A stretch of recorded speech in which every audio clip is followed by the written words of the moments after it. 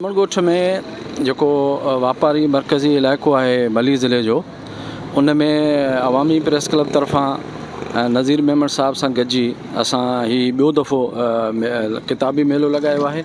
ऐं इन किताबी मेले में माण्हुनि दिलचस्पी वरिती आहे ऐं वॾी तइदाद में माण्हू किताब पढ़िया आहिनि, ख़रीद कया आहिनि।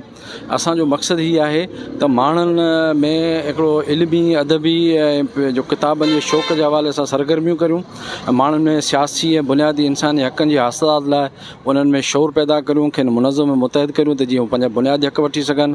असांजे सिंध ऐं असांजो मली ज़िलो कराची जेको आहे उहो हिन वक़्तु इल्ताई मसइलनि में मुंझारनि में फाथल आहे। ज़हनी दबाव जो शिकार आहिनि माण्हू, उन्हनि खे ॿाहिरि कढूं। इहे जेके मोबाइल सिस्टम निकिता आहिनि ऐं इहे जेको मंशियात सिस्टम निकितो आहे, हुन में माण्हू फासी विया आहिनि, नौजवान फासी विया आहिनि।